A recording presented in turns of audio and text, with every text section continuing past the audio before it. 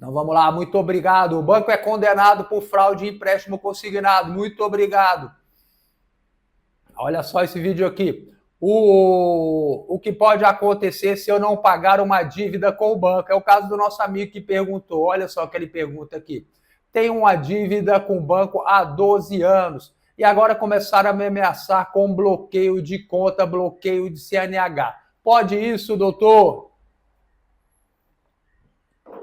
Então vamos explicar para você, amigo. Uma dívida de banco, ela prescreve, ela caduca no prazo de 5 anos, tá certo? Então, como é que conta esse prazo? A partir do dia seguinte do vencimento, começa a contar a prescrição. Chegou aqui no prazo final, a dívida prescreveu e o banco ele não consegue entrar com uma ação judicial. Nem se ele quiser, ele pode até entrar com ação judicial. Ele pode ir lá fazer a petição, despachar, pagar as custas, entrar. Quando essa petição, quando a ação de cobrança, quando o processo ele cai na mão do juiz, o juiz abate o olho e fala, essa dívida já prescreveu, já indefere a inicial, tá certo? Então isso aí tudo, amigo, é cobrança, isso aí é papo de cobrador, tá bom? Então você pode ficar tranquilo que ele não vai conseguir bloquear sua conta, bloquear sua CNH por causa dessa dívida, tá bom? E vamos lá, boa noite, boa noite. Vamos lá, tudo sobre dívidas. Boa tarde. Com o seu curso, conseguirei diminuir os juros do meu consignado, que é debitado em folha de pagamento? Não, amigo, não vai conseguir isso daí.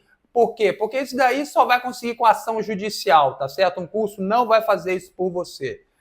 Conseguirei favor de um acordo com o cartão de crédito? Possivelmente, sabe? Então a gente dá umas estratégias aí que pode favorecer uma negociação com o cartão de crédito, tá bom? E vamos lá, Rio das Ostras, Rio de Janeiro. Estou em débito com o meu IPTU de 12 anos atrás. Vi em um dos seus vídeos que toda a dívida depois de 12 anos não pode ser cobrada. Isso também ocorre com dívida de IPTU? Obrigado. Conforme eu já falei aí agora, as dívidas mais comuns, elas prescrevem, elas caducam no prazo de 5 anos, tá certo? O prazo máximo de uma dívida no Brasil são 10 anos. A dívida de IPTU, ela prescreve em 5 anos, tá certo? Mas esses prazos que eu estou falando, eles se referem a dívidas antes de entrar na justiça, tá certo? A partir do momento que ele entrou na justiça, esse prazo aqui da prescrição, ele para de correr. Então, pode ser que ele venha correr dentro do processo, mas pode ser que ele não corra. O que eu quero dizer para você é que um processo pode durar 10, 20, 30, 50, 100 anos e não ocorrer a prescrição dentro do processo, tá certo? A prescrição lá ocorre em situações muito específicas, tá? Agora, a dívida de IPTU, ela prescreve em quanto tempo? Ela prescreve em 5 anos, amigo, 5 anos. Mas veja só, ela prescreve em 5 anos se o ente federativo, o município que faz a dívida de IPTU, pertence ao município, não fizer nada. Se ele ficar sentado lá, ele come bola e a dívida prescreveu. Mas, de modo geral, eles não comem bola, tá certo? Então, o que eles fazem? Ele pode protestar a dívida. Quando ele protesta, ele joga para a casa inicial e conta mais uma vez. Então, ele ganha mais um tempo para cobrar essa dívida. Ele pode incluir a sua dívida já na dívida ativa. Quando você inclui a pessoa na dívida ativa, você já suspende alguns prazos e demora mais a prescrição. Como você sabe se você está na dívida ativa? Você pega a certidão da dívida ativa, você vai saber se você está na dívida ativa, tá certo?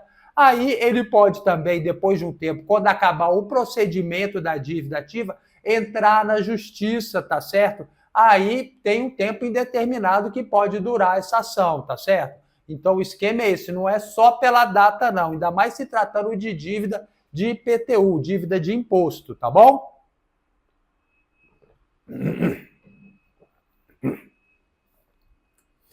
Olha lá, pagamento de dívida com desconto. Acabei de pagar uma dívida com abatimento de um cartão de crédito do BB. O gerente disse que eu estarei impossibilitado de contratar novos empréstimos e cheque especial, pois não paguei a dívida toda, só o acordo. Exatamente isso, amiga, é exatamente isso que ocorre.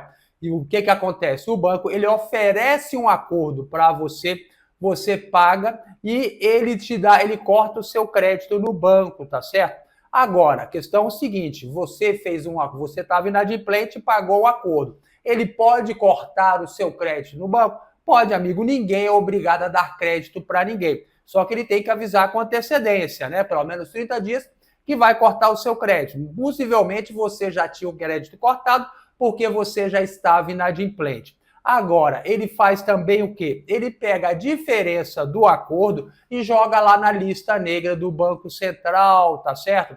Aí o que acontece? Você não arruma crédito em lugar nenhum, em nenhum banco, amigo, em nenhum banco, porque todos os bancos consultam a lista negra, tá certo?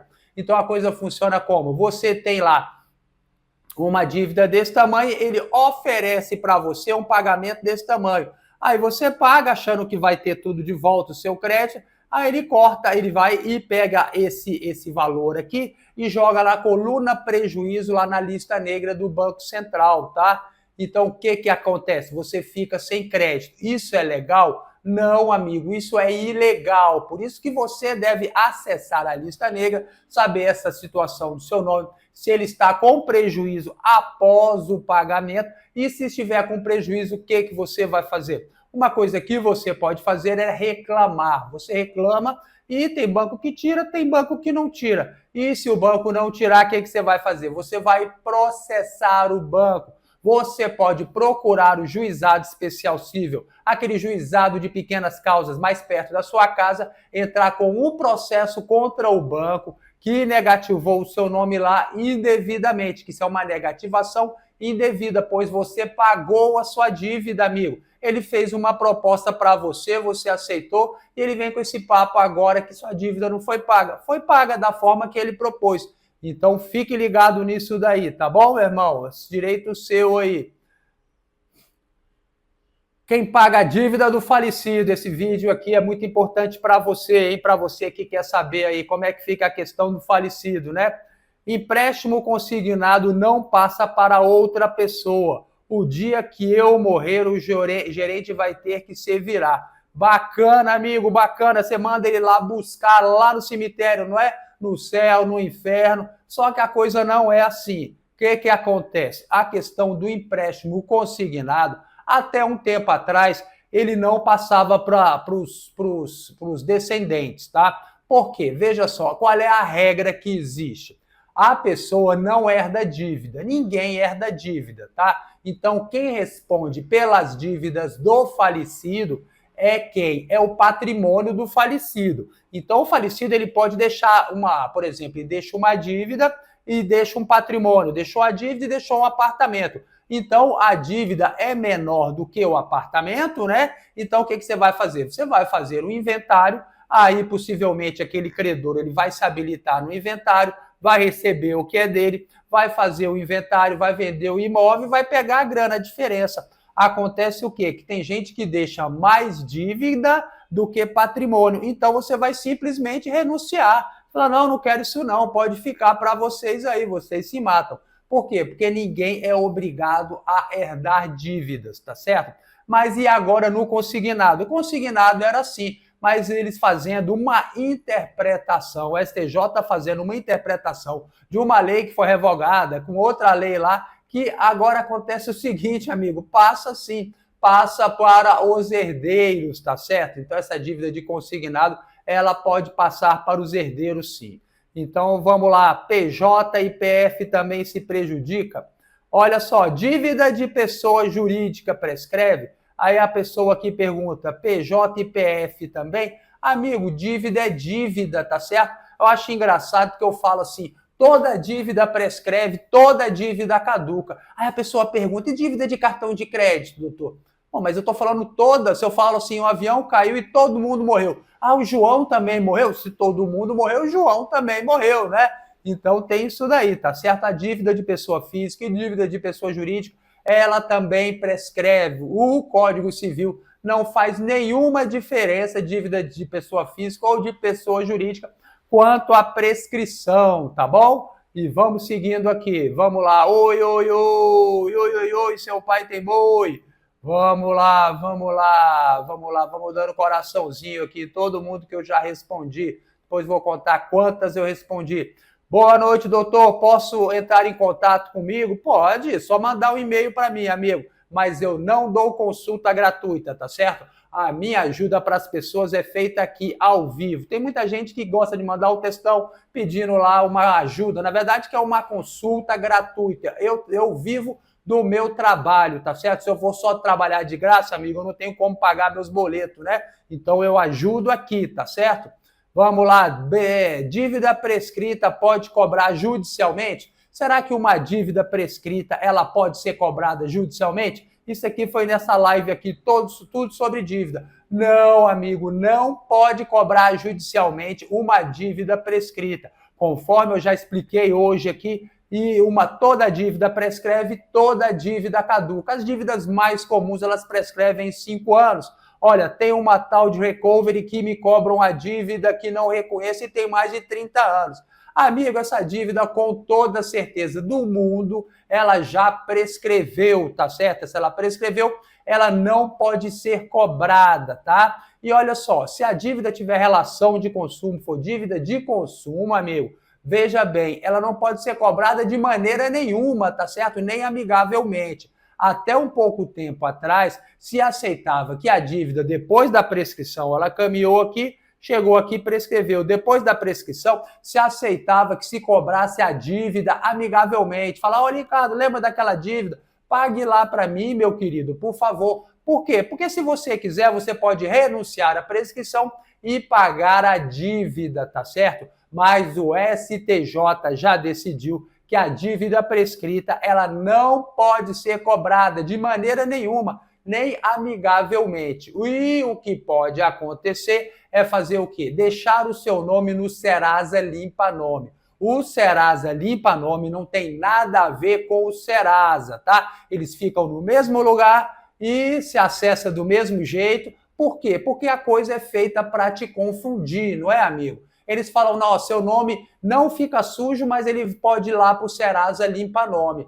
Mas se ele não está sujo, como é que ele vai para o Serasa Limpa Nome? Sinal que ele está sujo, não é verdade? E o Serasa diz que isso não te prejudica também, tá certo?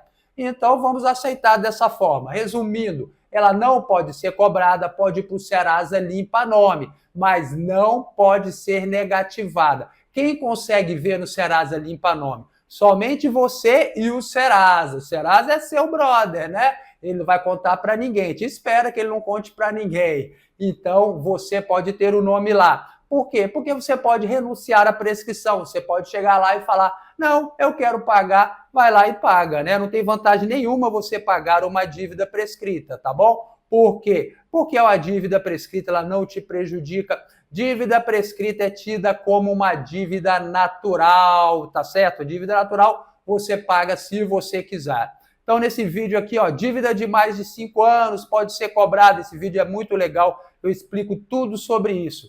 Minha conta foi bloqueada agora no mês de setembro de 24, referente a uma dívida de 2007. Ou seja, se a dívida é de 2007, ela já está prescrita há muito tempo, tá certo? Mas acontece o seguinte, tem algumas situações que interrompem a prescrição. Como eu já disse para você, 2 situações que interrompem a prescrição. O que é? A primeira, vem caminhando a prescrição, o credor ele protesta a dívida. Quando você protesta, você joga para a casa inicial e conta mais uma vez. O protesto só pode ser feito uma única vez, tá certo?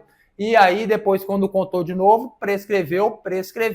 Mas ele pode fazer o quê? Ele pode esperar que antes de chegar aqui, ele prescreve, joga para a casa inicial. Quando está chegando a prescrição de novo, ele entra com uma ação judicial. Quando você entra com o processo, já expliquei isso para vocês, interrompe a prescrição e ela para de contar. Ela pode ser que ela venha a contar novamente dentro do processo, é o que se chama de prescrição intercorrente, mas não necessariamente isso vai acontecer, tá certo? Aí agora, o que acontece? O credor entra na justiça cobrando uma dívida prescrita, uma dívida caduca. Ele consegue fazer isso? Às vezes o juiz come bola e não declara prescrição de ofício. Por quê? Porque o juiz ele tem todo interesse em olhar que a dívida já está prescrita. Porque se ele indefere a petição inicial do credor logo de cara, é uma sentença a menos que ele tem para dar, é um processo a menos da vara dele. Então, eles têm olho de águia para isso. Agora, pode acontecer também que seja uma fraude. Tem empresa que faz isso sim, tá certo? Ela lança uma nota promissória contra você, baseada num título prescrito. Enfim, você tem que ver o que está acontecendo. Isso não é legal, tá certo? Mas alguma coisa pode estar acontecendo.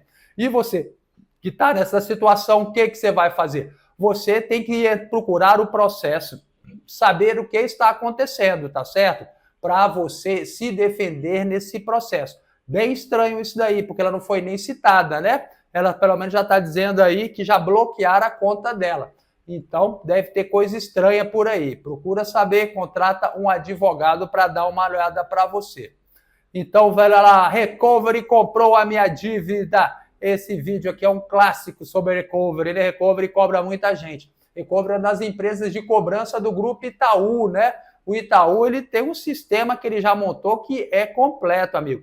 Ele tem o banco que empresta a grana, ele tem a Recovery que faz a cobrança e tem agora aquele cadastro restritivo de consumo deles lá. Então, eles fecham tudo direitinho lá, você fica ali anos tendo problema, né? Então, vamos lá. Como posso processar a Recovery por ter posto meu nome no Serasa? Porque já está prescrito, tá certo? Então, se a dívida já está prescrita, ela não pode ficar negativada no Serasa. Como é que você resolve isso? Você resolve processando a empresa.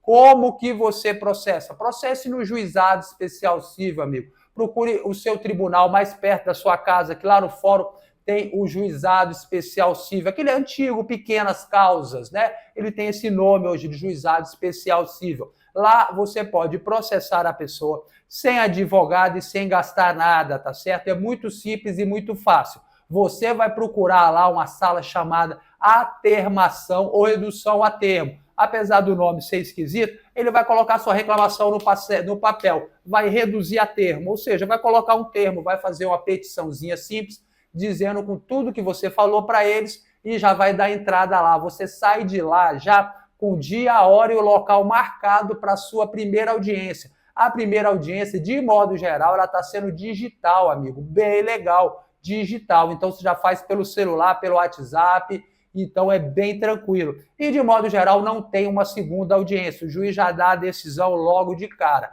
E nisso você pode resolver esse seu problema, amigo. Você pode limpar o seu nome e ainda ganhar dano moral, tá certo? Então, não deixe de buscar os seus direitos. Procure o juizado especial civil de Brasília ou de Brasília da sua cidade, tá certo?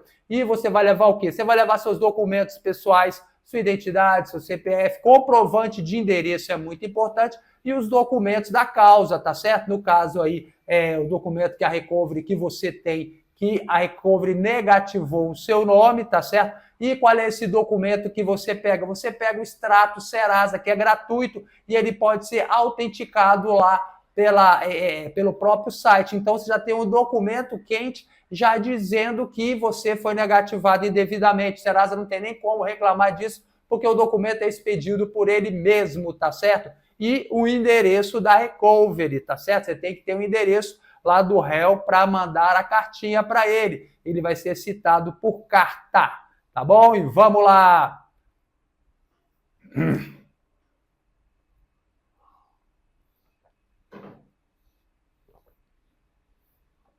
Vamos lá. Como tirar o seu nome da lista negra do Banco Central? Esse é o nome do vídeo. Meu marido pagou as dívidas dele no Serasa e no SPC. Porém, ele foi no banco fazer um empréstimo e o banco disse que o nome dele está no SCR. Ele vai ter que pagar R$3.000 para poder pegar o empréstimo. Pois é, então o que você vai fazer? Se você já pagou a sua dívida e continua no SCR, você vai pegar e vai ver esse vídeo no começo que eu explico para você como você resolve isso. Agora, no seu caso aqui, você tem que ver se essa não é uma outra dívida que o seu marido tinha lá de R$3.000, tá certo? Pode ser que essa dívida seja somente no banco, ela não estava no SPC nem no Serasa, tá certo? Que são coisas diferentes. SPC e Serasa é uma coisa, Banco Central é outra coisa, tá? Então tem que ver, às vezes, se é uma dívida que realmente existe. Então vamos lá. Devo 16 mil, vou ser cobrado na justiça. Olha só, isso é o nome do vídeo. Vamos lá. Fico tão confiante quando vejo o doutor Ricardo falar, porque eu tenho dívidas no Mercado Pago e no Bradesco. E me ligam todo dia cobrando e ameaçando ir à justiça. Mas o doutor Reis me mostra que não devemos nos curvar. Minha resposta é uma só. Tenho um precatório para receber que, segundo meu advogado, vai sair ano que vem.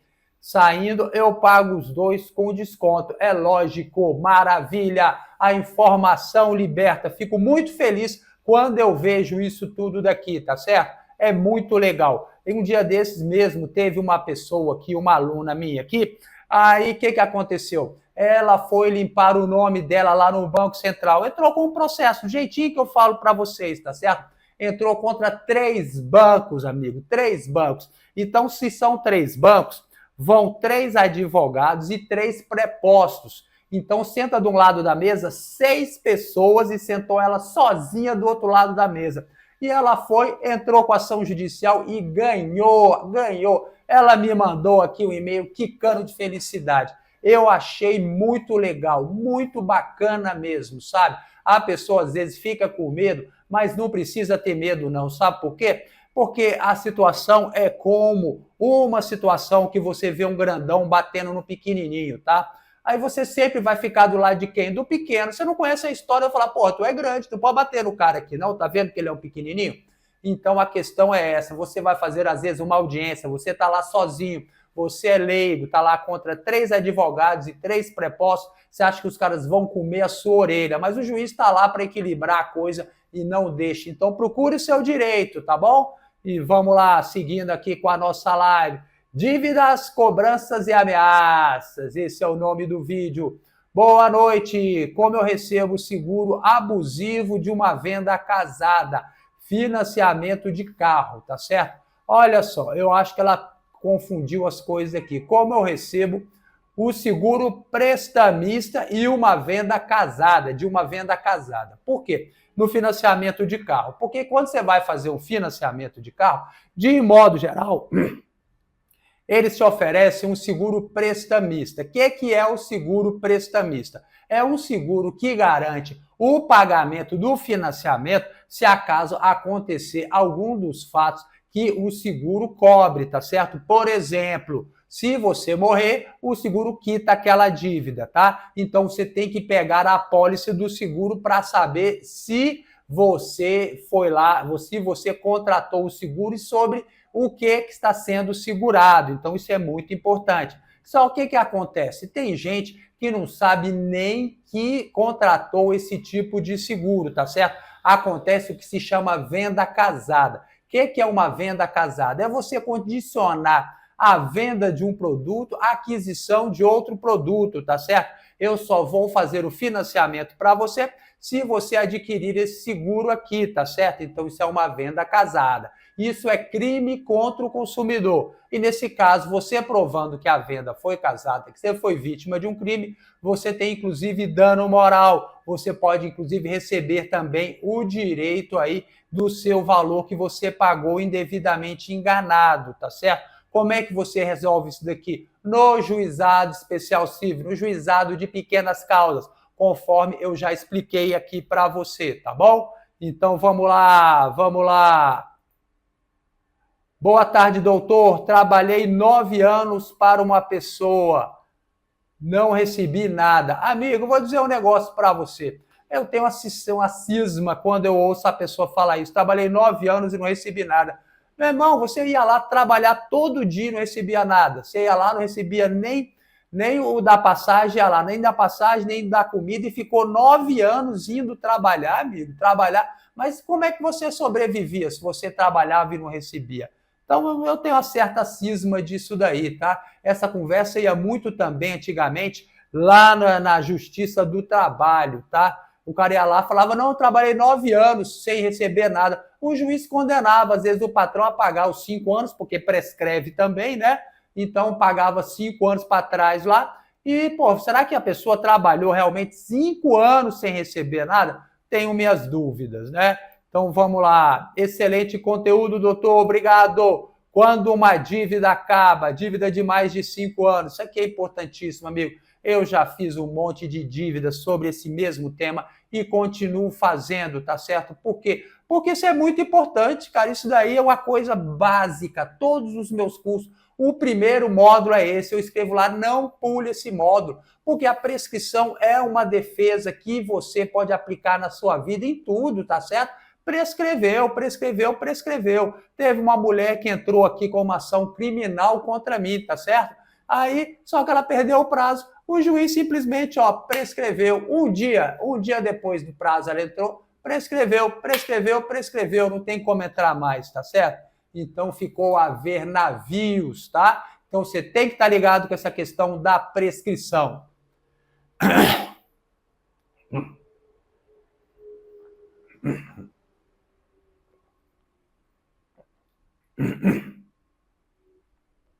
Tá aí, pois eles me cobram, tem umas dívidas de 30 anos. Esse tal de recovery me cobram a suposta dívida de 1994. Até agora me cobram, pois eu não recebo esta dívida, pois eu não reconheço essa dívida. Isso acontece a toda hora. A gente faz os vídeos aqui falando para a pessoa, olha, você não pode ser cobrado. Aí tem gente que fala, mentira, doutor, estou sendo cobrado por uma dívida de 10, de 20, de 30, de 50 anos, você é mentiroso, eles estão me cobrando. Eu estou dizendo qual é o direito, tá certo? Tem muita gente que age contra o direito. Você está assim, andando na rua, você está cansado de ver aí, tem a placa de trânsito lá gigante, lá com E lá, cortado, com um X em cima, ou seja, não pode parar, não pode estacionar. Tem gente que estaciona debaixo da placa. É ilegal e tem gente que faz. Agora, você acha que as empresas vão deixar de cobrar porque é ilegal a cobrança? Elas vão continuar cobrando. Bobo é quem cai na conversa delas. Por isso que você não pode deixar de se inscrever aqui no canal, amigo, para ter informação de qualidade e também ter a sua pergunta respondida aqui. Vamos lá, dívida, e se eu não pagar? É o nome do vídeo. Vamos lá. Boa noite, doutor. Hoje eu recebi uma notificação de protesto de título em cartório de uma dívida de 2020, de uma loja. Atualmente estou desempregada, não tenho como pagar. Podem tomar a minha casa? Estou apreensiva com isso. Já chorei muito devido à minha situação. Posso perder meu único bem, ou seja, minha casa? Essa é a pergunta da Sandra Cruz. Sandra, com toda certeza você não vai perder a sua casa por causa dessa dívida, tá certo? Dívida de casa, minha querida, só se perde em 6 casos muito específicos. E os casos mais comuns quais são? De dívida mesmo? O que é? Quando você não paga o financiamento da sua casa, é claro, você não paga o financiamento, você vai perder a sua casa. Ou então, quando você dá a sua casa em garantia, dá uma hipoteca da sua casa. Você oferece a sua casa em hipoteca. Aí, nesse caso, você pode sim perder a sua casa, tá certo? Mais uma dívida aí de loja, né? Ela diz aqui que a dívida é de loja, de uma dívida de 2020 de uma loja. Ou seja, dívida de loja, você não vai perder a sua casa, tá certo? Eu lamento muito pela sua situação, mas pode parar de chorar, pode tentar levantar a cabeça aí e seguir em frente, porque essa dívida, essa casa você não vai perder por causa dessa dívida, tá? Sandra, se liga, Sandra, também, e como fazer um dinheirinho, sabe? Eu falo muito disso daí para as pessoas correr atrás de um dinheirinho. Vai vender alguma coisa, vai empreender, Sandra, porque, olha, não sei quantos anos você tem, mas chega uma certa fase da vida que dificilmente você vai arrumar um emprego, né? Eu falo isso por mim mesmo, sabe? Eu já tenho 55 anos de idade. Você acha que alguém vai me dar um emprego? Até hoje até que daria, sabe? Por quê? Porque eu sou um youtuber, tenho uma habilidade de falar, de fazer vídeo, então isso é muito valorizado no mercado. Mas quando eu era somente advogado, ninguém ia me dar nenhum emprego, não. Por quê? Porque tem um monte de garoto que é formado como eu, capaz de trabalhar bastante, até mais do que eu, tem mais energia do que eu, e trabalharia pela metade do valor. Então a pessoa tem que empreender, tá certo? Tenta empreender, Sandra, faz alguma coisa, tenta vender alguma coisa, vê o que você pode fazer, tá? Eu falo tanto nisso aí, eu vejo, assim, eu fico pensando o que eu poderia, se eu tivesse precisando vender alguma coisa, tivesse um capitalzinho mínimo, o que eu faria? Eu venderia pipoca, amigo, pipoca, tá certo? Pipoca é um negócio que dá dinheiro e eu sigo um menino que é muito legal, ele tem 18 anos e tem um carrinho de pipoca, tá? Um carrinho hoje em dia, se você for olhar no Mercado Livre, aí você compra aí por uns 3 mil reais, por aí mais uns 200, 300 reais aí, você já consegue vender, sair no primeiro dia para vender a pipoca. Então é uma coisa legal, pense nisso, não tenha vergonha de empreender, tá? Dá muito dinheiro. Tem um pipoqueiro no Rio de Janeiro, centro do Rio de Janeiro, que o cara tá milionário vendendo pipoca. Então pense nisso, tá bom? Não é que eu acho muito bonito não, sabe? Ah, mas aí é humilhante. Aí cada um sabe aonde sente, sabe? Mas você tem que procurar uma segunda renda, tá? Ah, aí tem gente que vai falar, ah, doutor, você fala isso porque você tá aí sentadinho. Mas essa aqui é a minha segunda renda. Se você não sabe, o YouTube me paga e me dá um bom dinheirinho todos os meses, tá certo? E agora a chuva parece que caiu legal. Maravilha, maravilha. Vamos lá. Então vamos lá, dívida com a Receita Federal, é o nome do vídeo. Boa noite. Uma empresa tem dívidas fiscais, tem um imóvel que não está no contrato social, bem como da empresa, porém tem uma escritura pública que está registrada no seu CNPJ. É possível a Receita reter, ou seja, tomar esse bem? Amigo, possível até é, mas ela saber que esse bem pertence a essa empresa aí, talvez seja bem difícil, né? Porque ele teria que estar registrada, essa escritura de compra e venda teria que estar registrada na matrícula do imóvel, né? Então, como é que ele vai saber? Como é que ele vai localizar isso? Aí eu já não sei, tá? Se você já declarou alguma vez, se esse bem pertence à empresa, tudo é questão de prova, né? Mas falar sem analisar com mais profundidade um caso tão complexo como o seu não é fácil.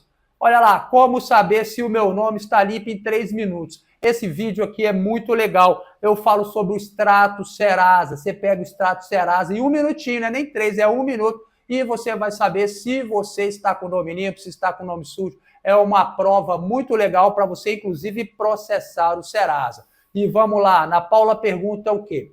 Peguei o extrato do Serasa, está falando que nada consta no meu nome. Mas quando vou ao banco falar que devo, fala que devo no IBIS, eu já paguei a dívida que eu tinha e tenho a carta. O Bradesco não quer me dar informação, eu tenho que ir no Banco do Brasil. Esse Banco Central é do Brasil? É Banco Central do Brasil, tá certo? Que não tem nada a ver com o Banco do Brasil. Então ela pagou a dívida aqui e o banco está dizendo que consta uma pendência. O que é que você vai fazer, Ana Paula? Procure outro banco. Se o banco está colocando dificuldade para te dar crédito, para ter um bom relacionamento com você, procure um novo banco. Ninguém é obrigado a ficar naquele banco velho, não, tá certo?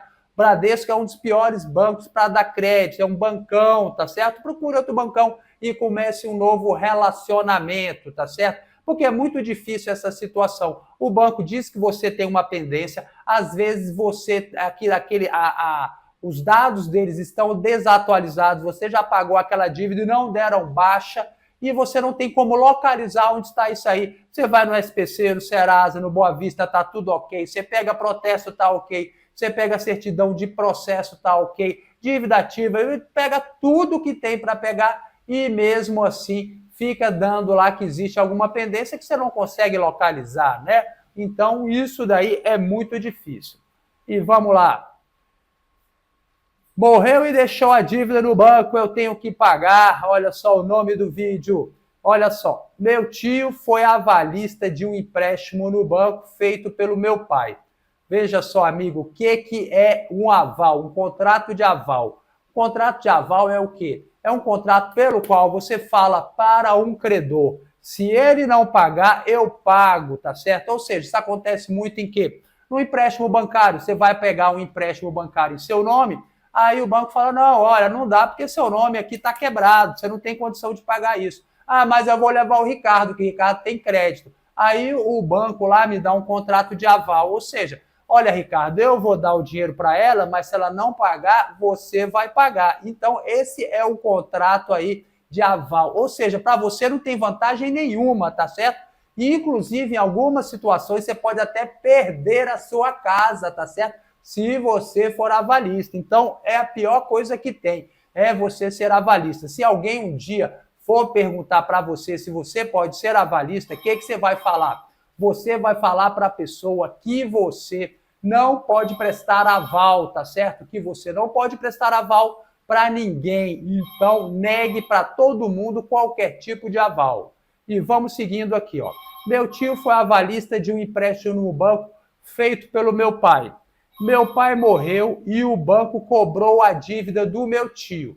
Meu tio recorreu, mas morreu e agora a dívida ficou para os meus primos.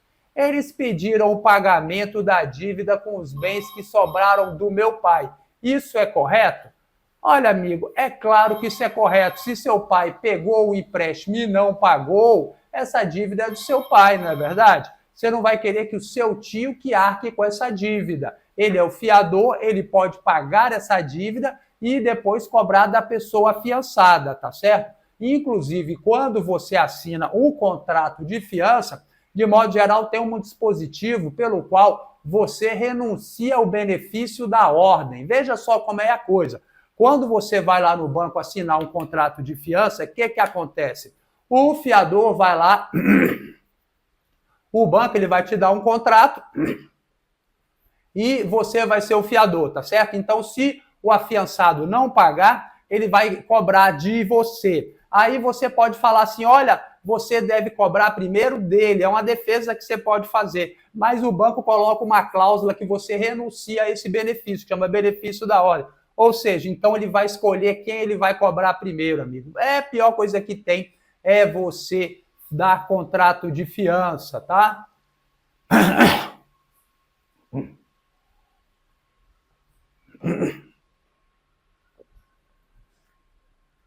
Olha o vídeo aqui. Quero limpar meu nome. Primeiro passo, por onde começar? Olha só, eu baixei o SPC e o Serasa, que a dívida que aparece não aparece no outro. Como eu faço para pagar só o Serasa? Veja só, eu baixei o SPC e o Serasa, que a dívida que aparece um não aparece no outro. Como eu faço para pagar só o Serasa? Você vai lá no Serasa, gera um boleto e paga, querida. Não tem dificuldade nenhuma nisso, tá bom? E vamos seguindo aqui.